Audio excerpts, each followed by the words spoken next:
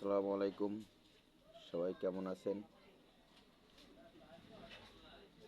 ভারত কথায় কথায় হুমকি দেয়, কথায় কথায় হুমকি দেয় বাংলাদেশকে। ভারত বাংলাদেশের বন্ধু না, পার্শ্ববর্তী দেশ। স্বার্থ ছাড়া কাজ করে না।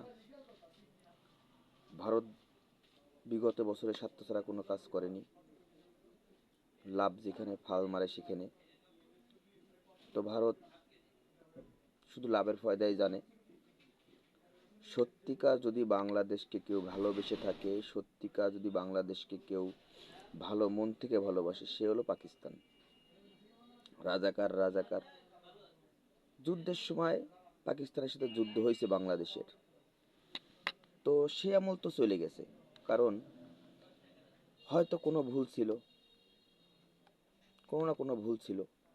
আর যারা ভুল করছে তারা তো এখন বেঁচে নেই। যদি দাদা দাদি ভুল করে, নানা নানি ভুল করে, সেই দায়ভার কি ছেলেপেলে নেবে? বা ছেলেপেলের কোনো দায়ভার থাকে? আমি তো মনে করি না। কারণ একটা মানুষ যতদিন বেঁচে থাকে সেই দায়ভার থাকে। হ্যাঁ, দোষারোপ পাকিস্তান যুদ্ধের সময় এই করেছে সেই করেছে, যুদ্ধ করেছে বাংলাদেশের সাথে। তখনকার সিচুয়েশন আলাদা ছিল, এখনকার সিচুয়েশন আলাদা। পাকিস্তান 1,000 লোকরে পাকিস্তানি 1,000 পাকিস্তানিকে জিজ্ঞেস করা হবে সবচেয়ে প্রিয় দেশ কোনটা, বলবে বাংলাদেশ। জিজ্ঞেস করা হবে সবচেয়ে ভালোবাসেন কোন দেশে, কবে বাংলাদেশকে। অথচ ভারতের কেউ জিজ্ঞেস করেন যে আপনারা ভালোবাসেন কোন দেশে, বাংলাদেশের নাম মুখে আনবে না। আরো মৌলবাদী কবে, জঙ্গলি কবে। অথচ বাংলাদেশে যত হিন্দু আছে সম্প্রদায়ক বা যত হিন্দু ধর্মের লোক আছে, এরা কিন্তু খারাপ বলবে না। এই ভারতের কিছু মিডিয়া আছে, আর ওই আপনার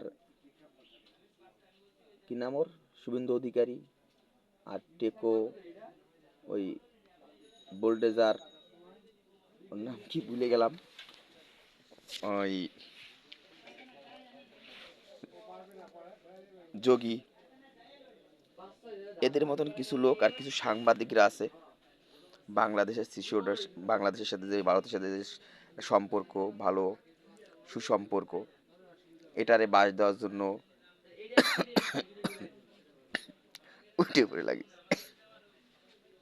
উঠে পড়ে লাগিয়েছে। তো পাকিস্তান যথেষ্ট ভালোবাসে বাংলাদেশকে। পাকিস্তানের সাপোর্ট করি বিধায় বলা কেউ না বলে ফেলায় যে তুই রাজাকার ছিলি।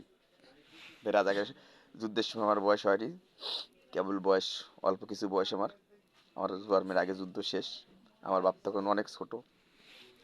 তো কথা বললে তো বলবে রাজাকার। বাস্তবতা, পাকিস্তান বাংলাদেশের জন্য খুব ভালো, বাংলাদেশকে ভালোবাসে। বাস্তব, অতি বাস্তব। মনে করেন আপনার বাবা অন্যায় করছে, সে দায়ভার কি আপনি নেবেন নাকি? সে দায়ভার আপনি নেবেন না। এরকম আপনার দাদা অন্যায় করছে, আপনারা তো শুধরাই গেছেন, বারবার শুধরে আসছেন, ক্ষমা চাচ্ছেন। সব দিন সমান যায় না মানুষের।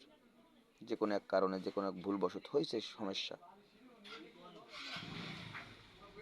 ভালো থাকবেন সবাই। Good bye.